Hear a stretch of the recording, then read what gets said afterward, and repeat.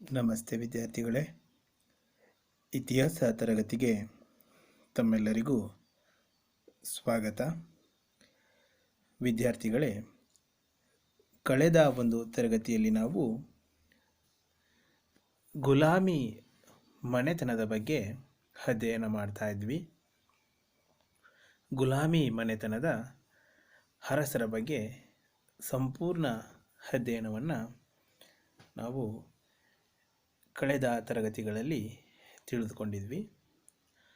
ಮುಂದುವರಿದು ಇವತ್ತಿನ ತರಗತಿಯಲ್ಲಿ ಗುಲಾಮಿ ಮನೆತನದ ನಂತರ ದೆಹಲಿ ಸಾಮ್ರಾಜ್ಯದಲ್ಲಿ ಆಳ್ವಿಕೆ ನಡೆಸಿದ ಮತ್ತೊಂದು ಮುಸ್ಲಿಂ ಮನೆತನ ಎಂದರೆ ಖಿಲ್ಜಿ ಮನೆತನ. ಕ್ರಿಸ್ತಶಕ 1290 1320 ಈ ಖಿಲ್ಜಿ ಮನೆತನದ ಆಳ್ವಿಕೆಯ ಕಾಲ.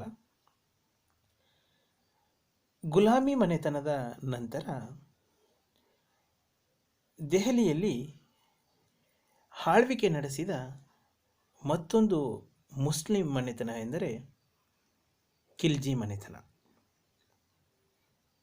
ಗುಲಾಮಿ ಮನೆತನದ ಕೊನೆಯ ಸುಲ್ತಾನನಾದ ಕೈಕುಬಾದನನ್ನು ಕೊಂದಂತಹ ಪಂಜಾಬಿನ ರಾಜ್ಯಪಾಲ ಜಲಾಲುದ್ದೀನ್ ಫಿರೋಜ್ ತನ್ನ ವಂಶದ ಆಳ್ವಿಕೆಗೆ ನಾಂದಿಯನ್ನು ಹಾಕಿದನು. ಅಂದರೆ ಈತ ಕೈಕುಬಾದನನ್ನು ಕೊಂದು ಖಿಲ್ಜಿ ಮನೆತನಕ್ಕೆ ಒಂದು ನಾಂದಿಯನ್ನು ಹಾಕಿದನು. ಖಿಲ್ಜಿ ಕ್ರಾಂತಿ ಇಲ್ಬರಿ ತುರ್ಕರ ಪರಮಾಧಿಕಾರವನ್ನು ಅಂತ್ಯಗೊಳಿಸಿತು.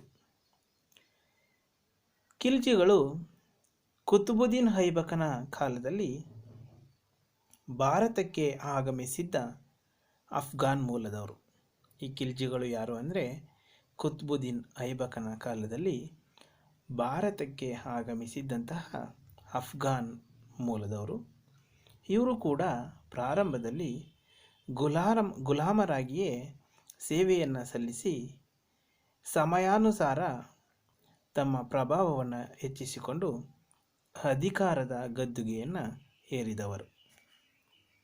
ಇಲ್ಲಿ ಮುಖ್ಯವಾಗಿ ನಾವು ಜಲಾಲುದ್ದೀನ್ ಖಿಲ್ಜಿಯ ಬಗ್ಗೆ ನೋಡೋದಾದರೆ ಈತನ ಕಾಲ ಕ್ರಿಸ್ತಶಕ 1290 1296. ಖಿಲ್ಜಿ ಮನೆತನದ ಸ್ಥಾಪಕನಾದ ಜಲಾಲುದ್ದೀನ್ ಖಿಲ್ಜಿಯ ಮೂಲ ಹೆಸರು ಜಲಾಲುದ್ದೀನ್ ಫಿರೋಜ್ ಖಿಲ್ಜಿ. ಜಲಾಲುದ್ದೀನ್ ಖಿಲ್ಜಿಯ ಮೂಲ ಹೆಸರು ಜಲಾಲುದ್ದೀನ್ ಫಿರೋಜ್ ಖಿಲ್ಜಿ. ಈತ ಶಾಂತ ಸ್ವಭಾವ. ಪ್ರಾರಂಭದಲ್ಲಿ ಬಲ್ಬನನ ಸೇವೆಯಲ್ಲಿದ್ದನು. ಈತ ಶಾಂತ ಸ್ವಭಾವದವನು. ಪ್ರಾರಂಭದಲ್ಲಿ ಇವನು ಬಲ್ಬನನ ಸೇವೆಯಲ್ಲಿ ಇದ್ದನು. ನಂತರ ತನ್ನ ವೈಯಕ್ತಿಕ ಪ್ರತಿಭೆ ಮತ್ತು ಶಕ್ತಿ ಸಾಮರ್ಥ್ಯಗಳಿಂದ ಗುಲಾಮಿ ಮನೆತನದ ಕೊನೆ ಅರಸನಾಗಿದ್ದ ಕೈಕುಬಾದನ ಸೇವೆಯಲ್ಲಿದ್ದು ಸುಮನ ಎಂಬ ಪ್ರಾಂತ್ಯದ ರಾಜ್ಯಪಾಲನಾಗಿ ಕಾರ್ಯನಿರ್ವಹಿಸಿದ್ದನು.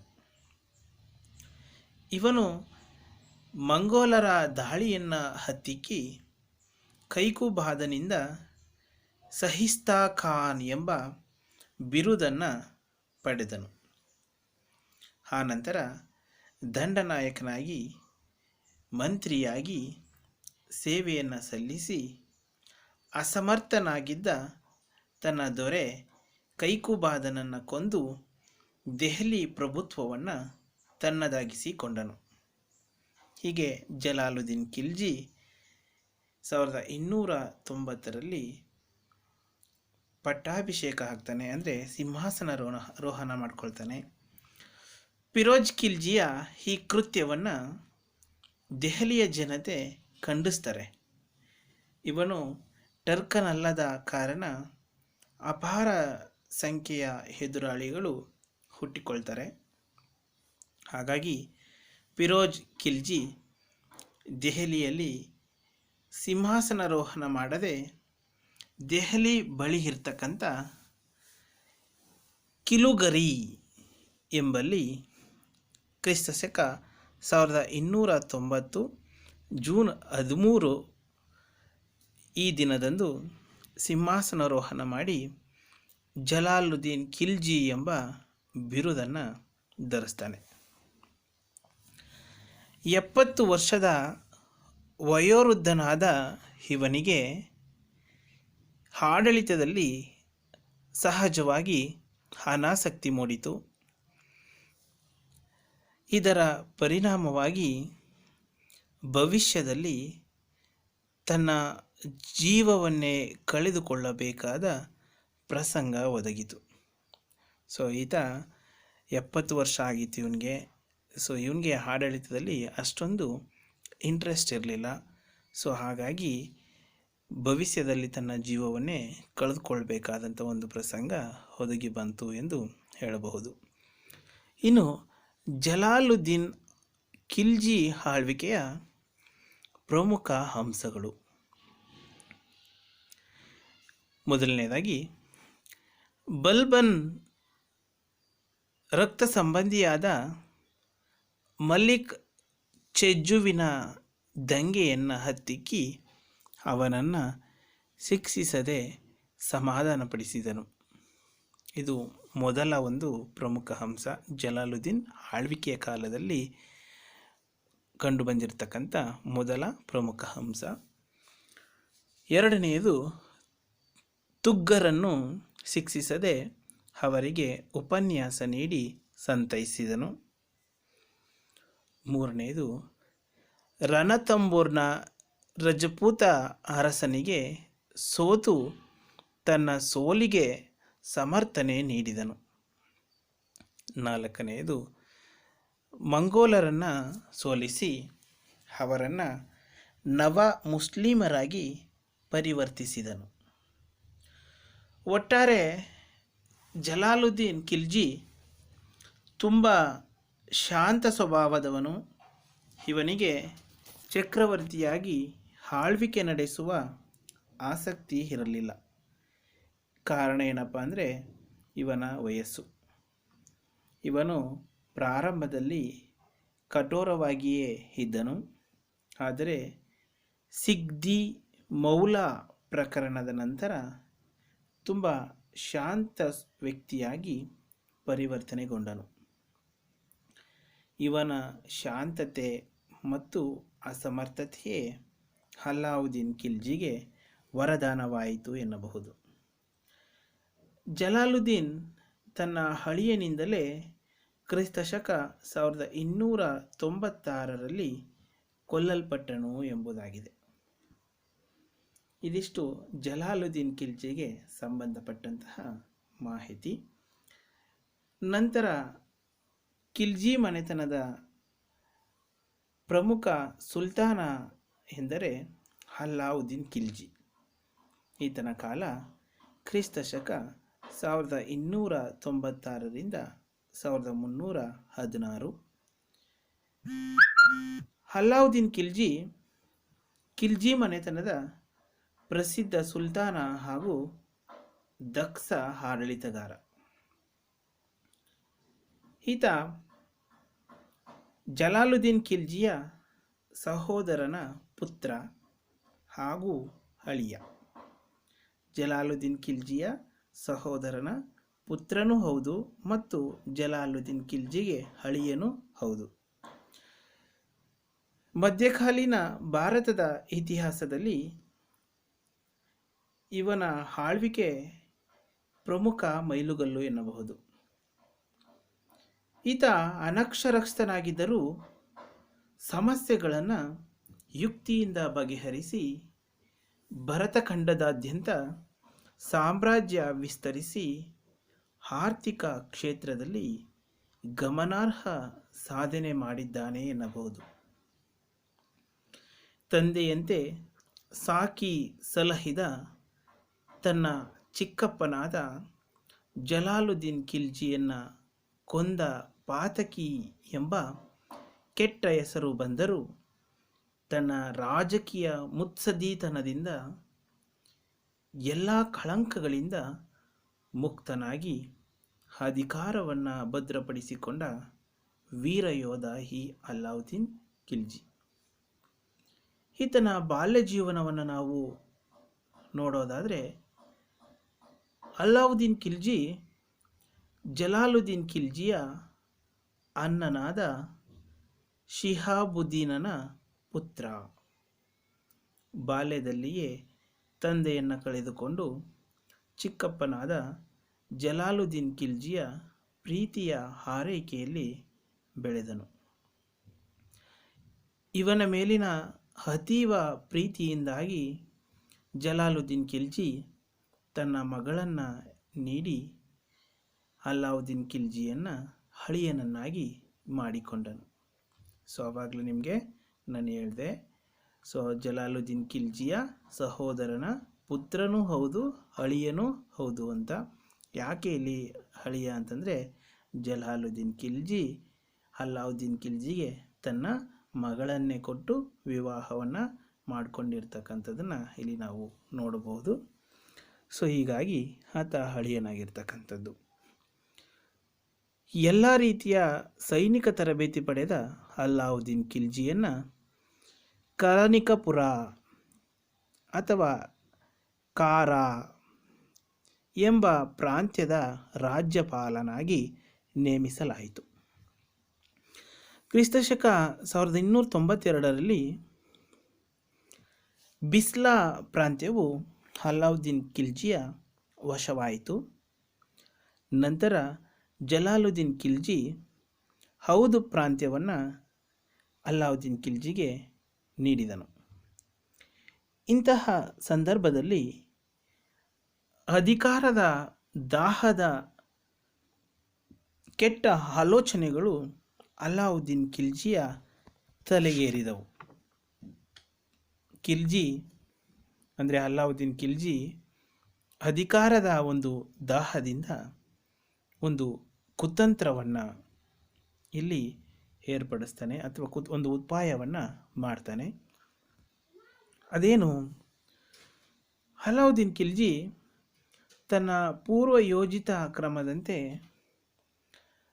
ಕ್ರಿಸ್ತಶಕ 1296ರಲ್ಲಿ ದೇವಗಿರಿ ಮೇಲೆ ದಂಡಯಾತ್ರೆ ಕೈಗೊಂಡು ಅಪಾರ ಸಂಪತ್ತನ್ನು ಲೂಟಿ ಮಾಡಿದನು.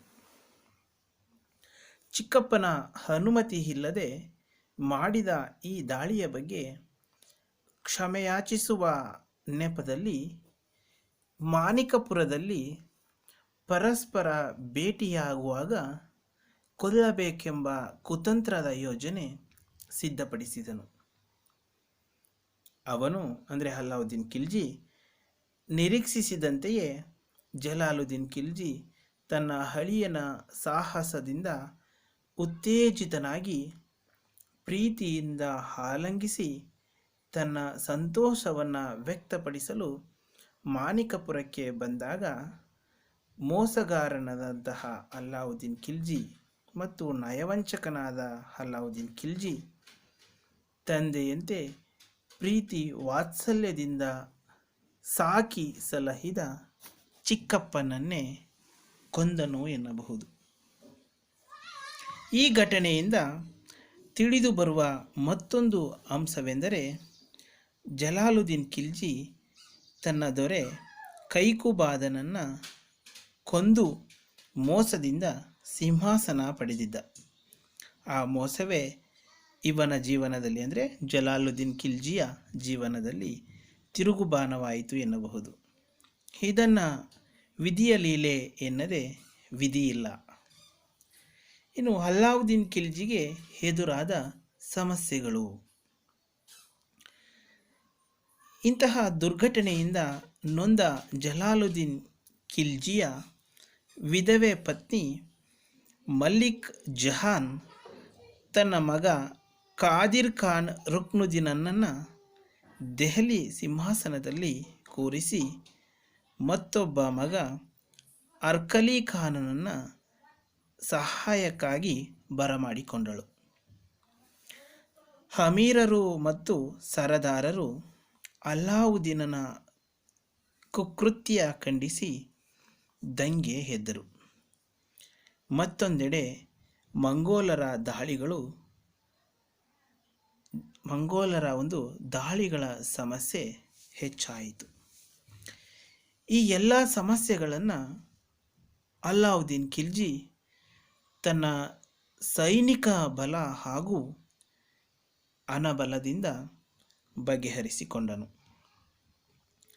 ರುಕ್ನುದ್ದೀನ್ ಮತ್ತು ಅವನ ತಾಯಿಯನ್ನು ಮುಲ್ತಾನಿಗೆ ಓಡಿಸಿದನು.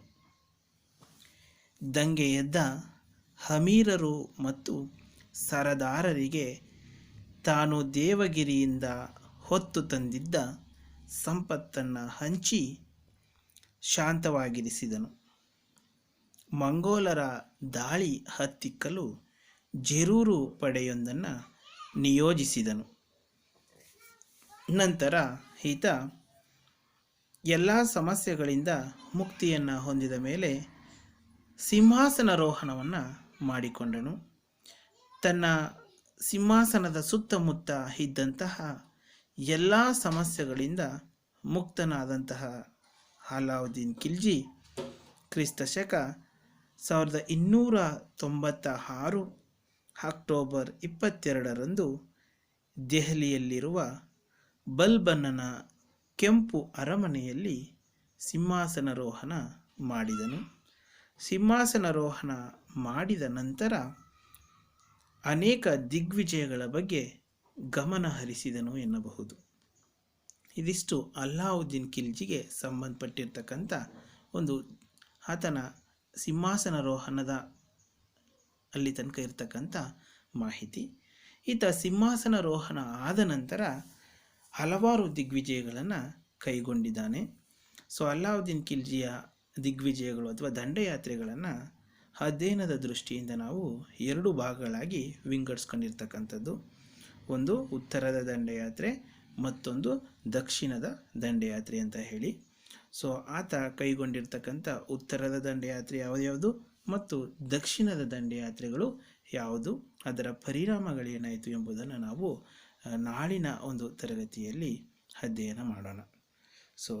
ಎಕ್ಸಾಮಲ್ಲಿ ನಿಮಗೆ ಅಲ್ಲಾವುದ್ದೀನ್ ಖಿಲ್ಜಿಯ ಬಗ್ಗೆ 15 ಅಂಕಗಳಿಗೆ ಪ್ರಶ್ನೆ ಇರುತ್ತೆ. ಅಲ್ಲಾವುದ್ದೀನ್ ಖಿಲ್ಜಿಯ ಜೀವನ ಮತ್ತು ದಂಡಯಾತ್ರೆಗಳನ್ನು ವಿವರಿಸಿ ಅಂತ ಕೇಳಿದ್ರೆ ನೀವು ಇಷ್ಟನ್ನು ಬರಿಬೇಕಾಗುತ್ತೆ. ನಾನೇನು ಕ್ಲಾಸ್ ಮಾಡ್ತಾಯಿದ್ದೀನಿ ಅದನ್ನು ಕೇಳಿಸ್ಕೊಂಡು ಬರಿಬೇಕಾಗುತ್ತೆ ವಿದ್ಯಾರ್ಥಿಗಳೇ. ಓಕೆ, ನಾಳಿನ ತರಗತಿಯಲ್ಲಿ ಅಲ್ಲಾವುದ್ದೀನ್ ಖಿಲ್ಜಿಯ ದಿಗ್ವಿಜಯಗಳ ಬಗ್ಗೆ ನಾವು ಅಧ್ಯಯನ ಮಾಡೋಣ. Thank you very much.